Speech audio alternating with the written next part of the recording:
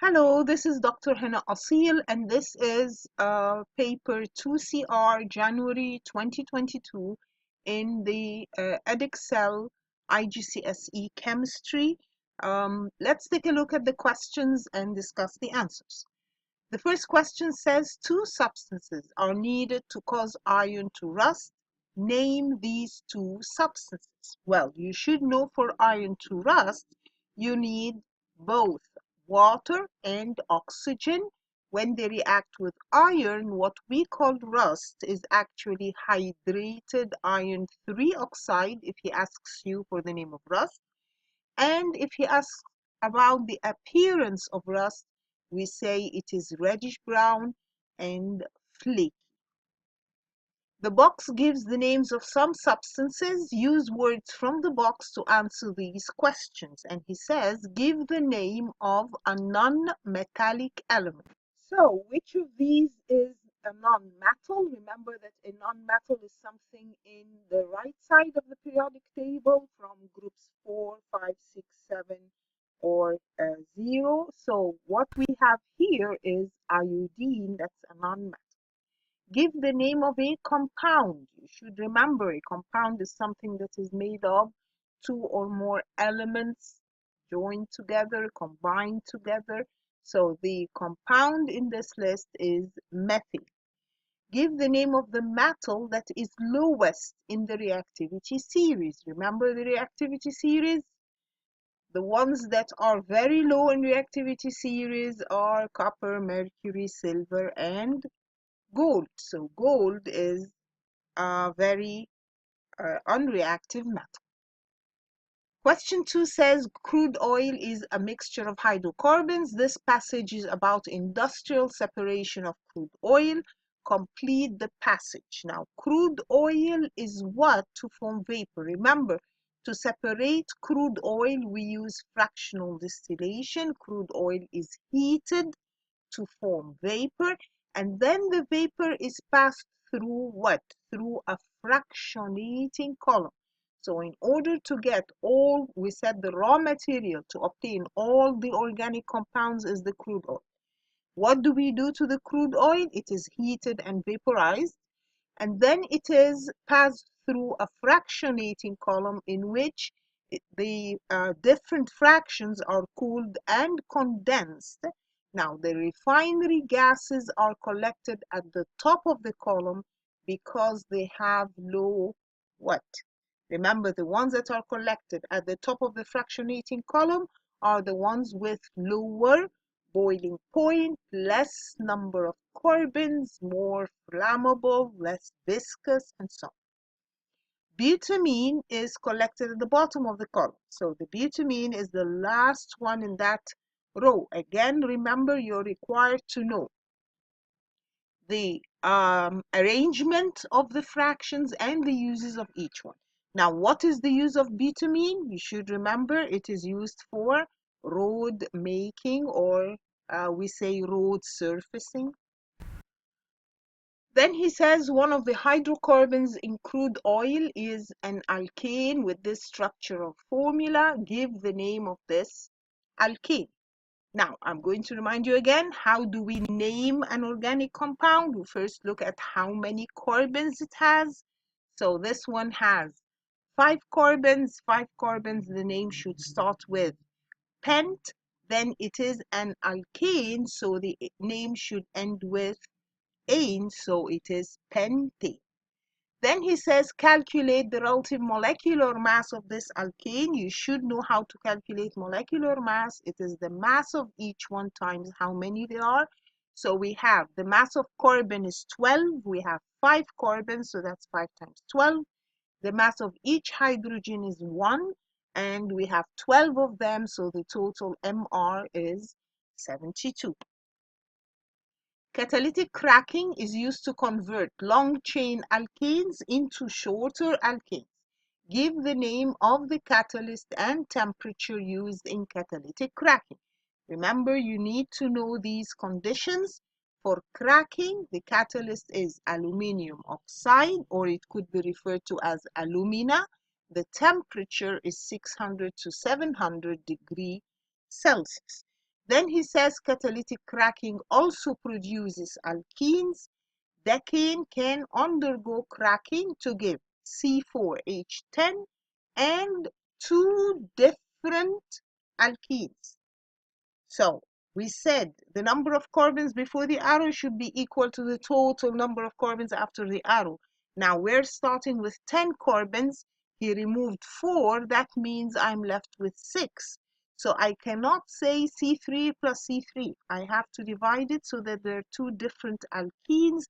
So I need to have one with 2 carbons, the other with 4 carbons, then the total is 6. I have before the arrow 22 hydrogens. I took 10, so I'm left with 12. So it has to be C2H4 plus C4H8. A student does a titration to find the concentration of a solution of dilute sulfuric acid. The student uses these solutions and this apparatus, the conical flask and pipette and burette, and he uses dilute sulfuric acid, potassium hydroxide solution, methyl orange indicator. The student wants to find the volume of sulfuric acid needed to neutralize 25 centimeter cubed of potassium hydroxide. Describe how the student should do this titration. So he's just asking to explain how to do titration. So how do we do the titration?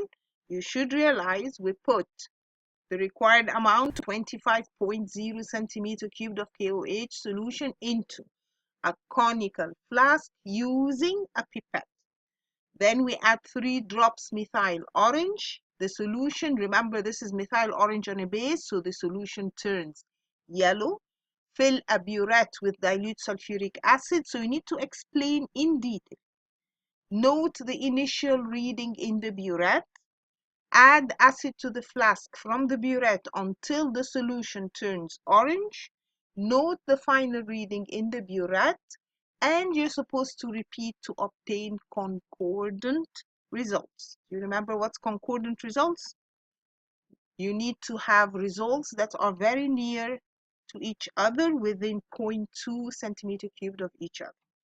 So the student needs 15 centimeter cubed of sulfuric acid to neutralize 25 centimeter cubed of the potassium hydroxide. This is the equation for the reaction. Calculate the amount in moles of KOH in 25 centimeter cubed potassium hydroxide solution of this concentration. So he's giving me volume and concentration, and he wants number of moles. Of course, number of moles is the concentration times the volume. So that is concentration 0.240. The volume, remember, if it is in centimeter cubed, which is usually in centimeter cubed, you divide by 1,000. Do not forget to divide by 1,000. So that gives me 0.006 moles of KOH. Then he says calculate the number of moles of sulfuric acid. So I need to look back at the equation.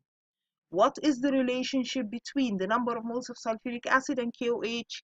Obviously, the sulfuric acid is half of KOH. So the 0.006 that we got for the KOH, we divide by 2. So that means number of moles of sulfuric acid is 0.003.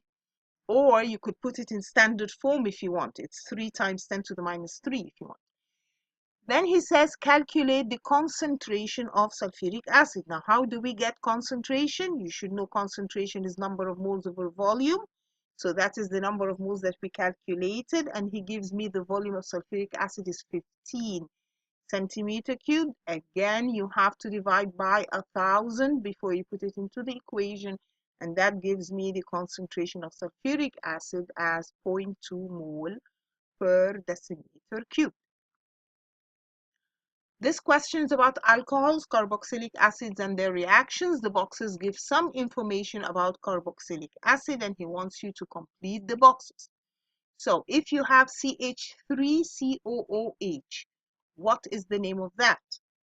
First of all, you should remember that COOH means we're talking about an acid. So its name must be oic acid. Now, how many carbons do we have? We have a total of 2 carbons, so this is ethanoic acid. Now, if I write this as CH2O, what is the CH2O? The formula is CH3COOH. So what is CH2O? CH2O, we call it empirical formula. The displayed formula is when you draw all of it out, showing all the bonds. So that is the displayed formula of ethanoic acid. Ethanol can be oxidized to produce a carboxylic acid. Give the names of the two reagents used in this oxidation reaction. Remember, if I'm trying to oxidize ethanol to ethanoic acid, what should I use? I should use potassium dichromate and sulfuric acid. Now, what is the color change for that? You should remember that potassium dichromate originally is orange. Now, when we react it, then it changes from orange to green. Alcohols and carboxylic acids can be heated together to form esters. State why it is better to heat the mixture using a water bath rather than directly with a Bunsen burner flame.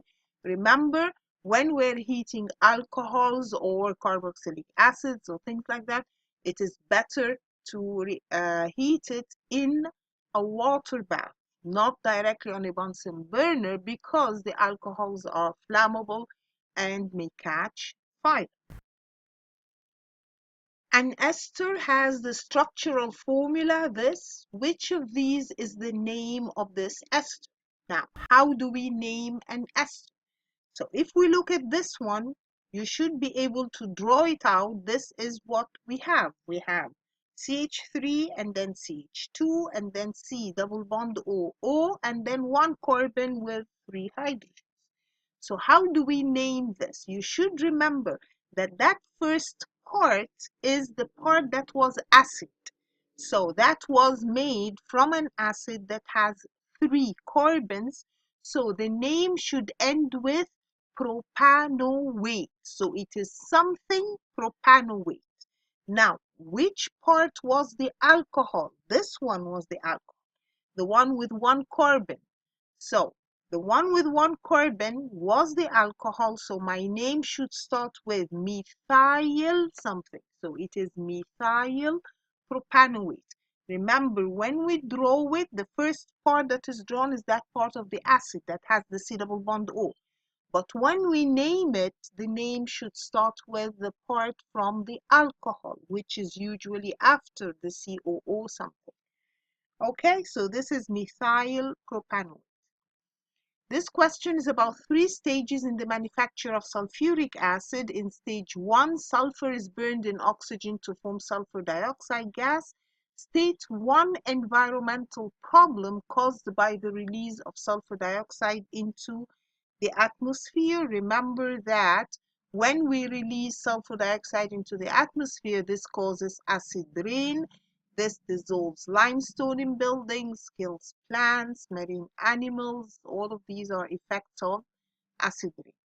Then he says a mass of 6.4 tons of sulfur is burned to produce sulfur dioxide. Calculate the volume of sulfur dioxide gas produced. Now, this was the equation he gave me. And he's saying we're starting with 6.4 tons of sulfur, so I can get the number of moles of sulfur. Again, remember, we don't work with tons, we have to work with grams. You know that number of moles is mass over molecular mass. So if he says he has 6.4 tons, he already tells me, if you don't know, that 1 ton is 10 to the 6 grams. So this is 6.4 times 10 to the 6 over the molecular mass of sulfur. That is from the periodic table. That's the mass number, 32. So this gives me number of moles of sulfur. Now, what is he asking about? He's asking about sulfur dioxide. So I look at the equation. Obviously, the number of moles of sulfur dioxide is the same as the number of moles of sulfur. And then what is the volume of sulfur dioxide? This is volume of a gas. So it's number of moles times 24. And this gives me a volume in decimeter cube. Pay attention, please, that he's saying give your answer in standard form. So I need to put it 4.8 times 10 to the 6. I don't put it 48000 and so on that you get if it is not in standard form. In stage 2, sulfur dioxide is reacted with oxygen to form sulfur trioxide gas. The yield of sulfur trioxide is approximately 98%. A catalyst is used in this reaction. Explain how a catalyst increases the rate of a reaction. You should know, why do we use catalysts? This increases the rate of reaction. Now, how does it increase the rate of the reaction? We said a catalyst provides an alternative pathway with lower activation energy. So what the catalyst does is that it lowers the activation energy because it provides an alternative pathway. That means the reaction goes through a different mechanism that needs only a small amount of activation energy. The temperature is kept constant. Give a reason why increasing the pressure would increase the yield of sulfur trioxide. You remember, this is a reversible reaction. He's saying I'm going to increase the pressure. Now for this reversible reaction, if I increase the pressure, what happens?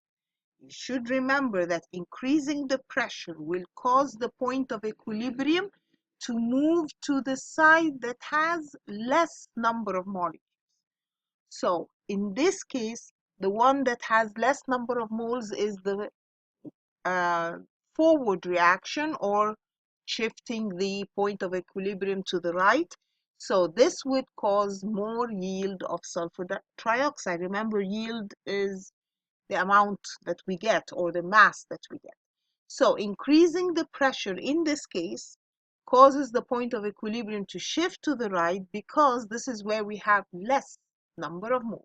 Again, when we increase the pressure in a reversible reaction, the reaction should go to the side with less number of moles. In this case, that's good for us because the one with less number of moles is the forward reaction, so that gives me more SO3. Suggest why it is not necessary to increase the pressure in stage 2. So we're saying that increasing the pressure will give us a lot of SO3, but it's not really necessary. Why? Because he already tells me that the yield is 98%. So the yield is already high and there is no need to increase the pressure. Remember that increasing the pressure is not a good thing economically, because increasing the pressure will make the process more expensive. So if I don't need to increase the pressure, that's good. Just leave it with low pressure.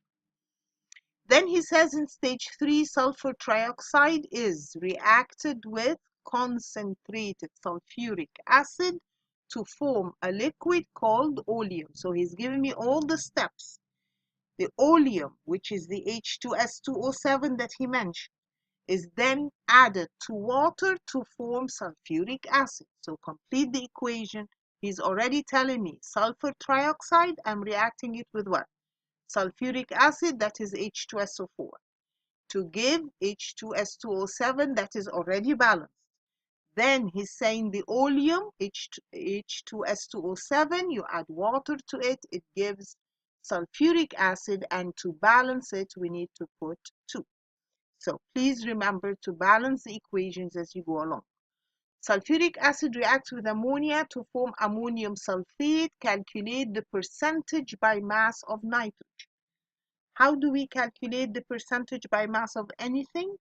You get its MR. So he's already telling me that the ammonium sulfate has an MR of 132. How much nitrogen do we have in that?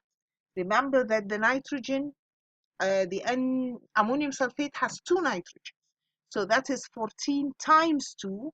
That's the mass, the amount of mass of nitrogen in the ammonium sulfate over the MR times 100. That gives me 21.2% nitrogen. A teacher prepares the insoluble salt lead bromide by mixing solutions of lead nitrate and sodium bromide. Describe what the teacher should do next to obtain a pure dry sample of lead bromide. So we're trying to prepare a salt, lead bromide. He's telling me that the salt is insoluble, so we're trying to make an insoluble salt from two solutions. He already mixed the two solutions. So basically, he's preparing the salt by which process? The process that we call precipitation. And he already mixed these two solutions. What should he do next? Well, you should know that we should filter, and it is the residue that we want.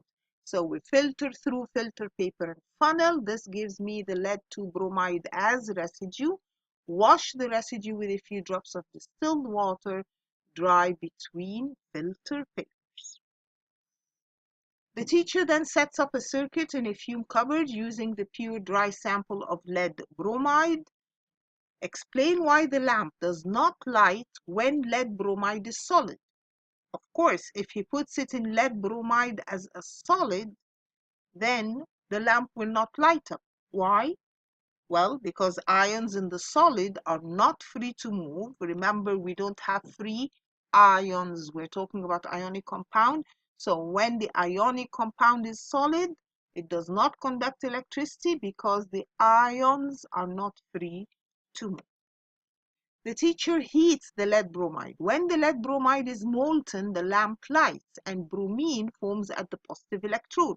State what observation would be made at the positive. He already tells me, remember, that when we do these questions, you should think about which ions you have and which ion goes to which electrode and so on. We have molten lead 2 bromide so far. That means I have lead ions, which are positive, and bromide ions, which are negative. Now, he is already telling me that the bromine forms at the positive. And you should know that bromine is originally a liquid, but all of this has been heated. So we have molten lead bromide. So all of this has been heated. So what is observed is actually reddish brown fumes or a reddish brown gas. Explain how bromide ions in the molten lead bromide become bromine molecules at the positive electrode. So what is happening to the bromide ions? You should realize that what happens is the bromide ions are negatively charged, so they are attracted to the positive electrode. They lose electrons, form bromine atoms, and then these atoms join together because bromine molecules are diatomic.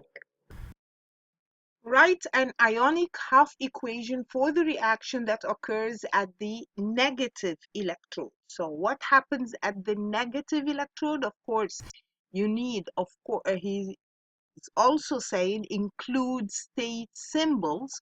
So the lead 2 plus is actually a liquid. This is molten.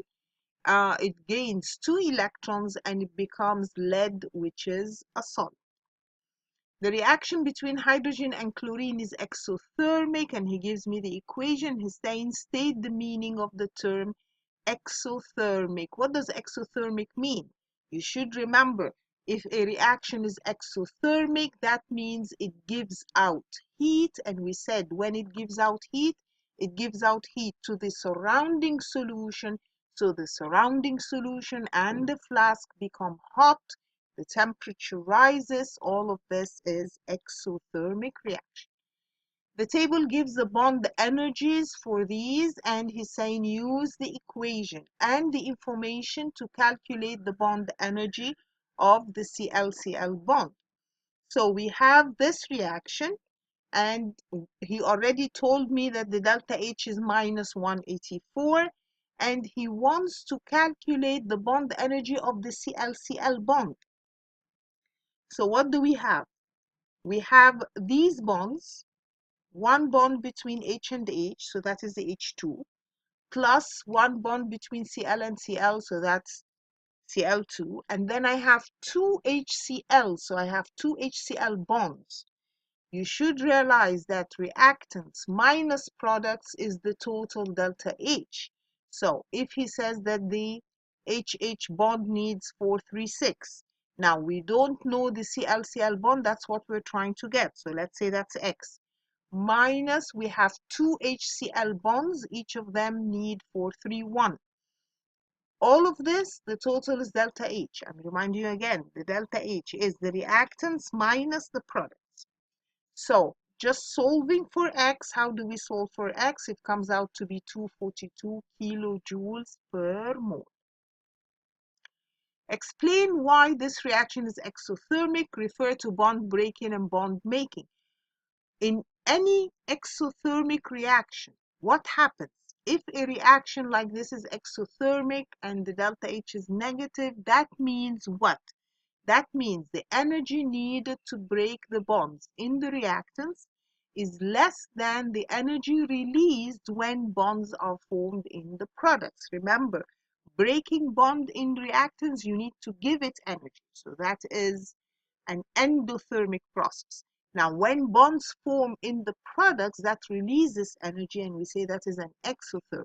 Overall, if the reaction is exothermic, that means the energy that was taken in to break the bonds in reactants is less than the energy released. So overall, the reaction releases energy. Complete the reaction profile for the position of the products. Again, if this is exothermic, where are the products? Exothermic means the reactants give out energy and the products have less energy than the reactants. Where is delta H and where is the energy of activation? Well, the activation energy is from reactants to the top. The delta H is from reactants to products. So this is what we call the reaction profile diagram. Okay, and that is the end of this paper. I hope you were able to do all of this questions and this was helpful. Thank you for listening.